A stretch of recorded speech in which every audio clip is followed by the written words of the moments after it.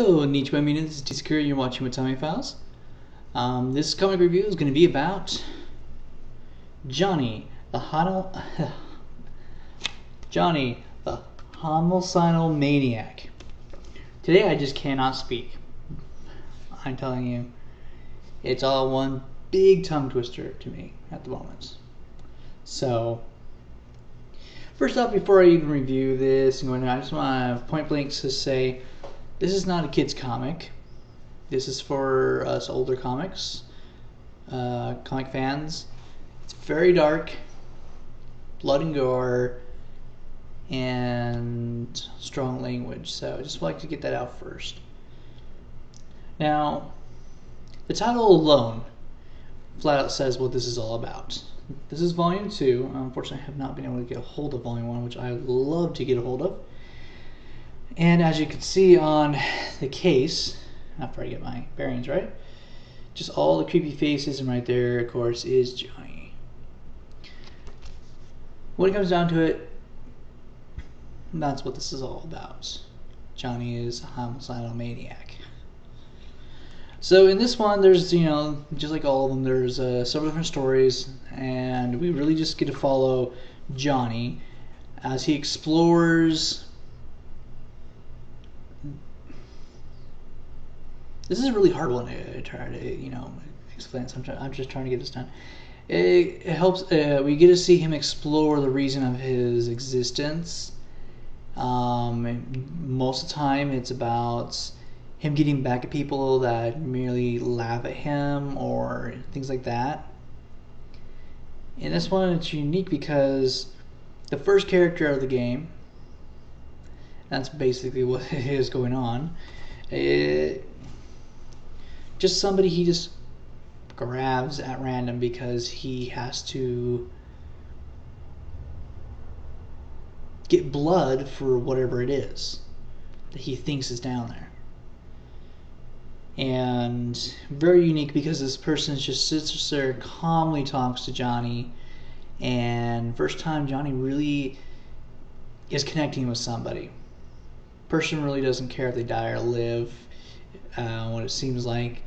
But it just makes it into something fun because we just get to see how Johnny reacts with somebody who isn't freaking out, pleading for their life. It's more, psychologically pleading for their life.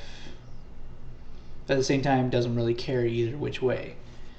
And that's what makes this one very unique. Is so far of what I've read, is really this guy's just like, why kill me? If you really want to find out, why don't you just kill yourself? And eventually him and Johnny become friends. Unfortunately, Johnny still has to kill him because he doesn't have the time to go out and find somebody else for their blood for whatever Johnny's trying to feed the blood to. So it gets pretty interesting like that. From there, we get to see some of the other little fun tidbits about it. Wobbly Head Bob has some appearances in here. And then also we get to see an appearance of Devi, who does eventually get her own comic. We won't really go... Okay, I guess I will go a little into this little side stories. I don't want to get too much away on these ones because they're they're pretty point blank. But basically, imagine you're for you girls out there who are watching this, imagine going on the perfect date, or at least you think it's the perfect date, and then your date all of a sudden has diarrhea as he runs towards the bathroom. I'll just leave it at that and leave you can read the rest of it because it gets pretty funny as it goes along. From there, we get to see Johnny talking about the screams that come from the people in his house. Yeah, if you haven't been able to tell already, this is a pretty whack comic. For some reason, it's just one of those that I don't know why I actually like to read it. It's just, there's some good humor in there, and how he's able to really express himself in the comic is twisted and great. Well, the next major one, as I'm going to show, is going to be Johnny's date with Debbie. Everything looks like it's going fine. Goes in this whole, so why? Then he goes into his room and starts talking with the Psycho Doughboys. I can't say their names because, like I said, there's strong language, and one of them is actually named after a strong language. So I'm not gonna cuss on any of my things. So he goes there, they start talking to Johnny, and just like, Johnny, you have to kill her. You can't have love. And the other one's just like, why don't you idolize this moment? Why don't you take this moment into action, and just freeze this moment? And then eventually, Johnny actually tries to kill Devi, but don't worry, she escapes to get her own comic. And it just goes from there, just things that just happen throughout, and you get to enjoy this stuff.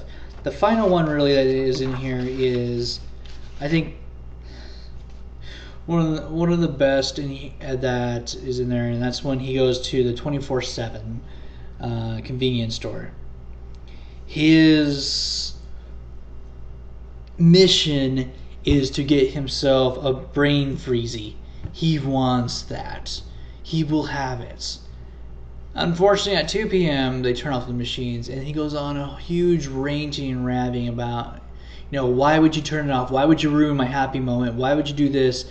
And the guy, of course, is just, I'll turn it back on for you. You let me live. Totally cool, dude. No, the moment has passed.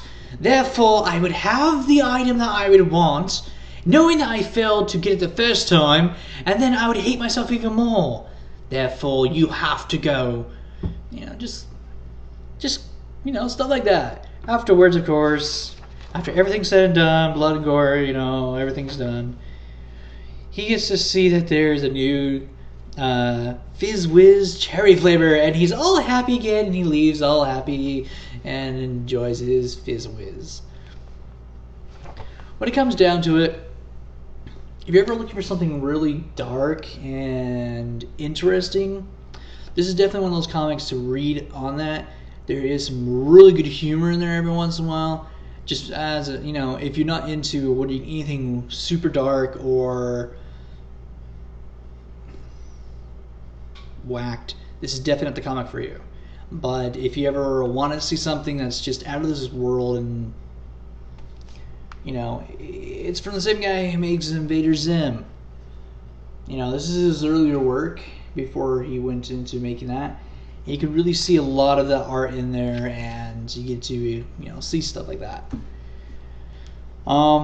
Definitely a series that I'm trying to get all of them for, just because I just like the humor in there.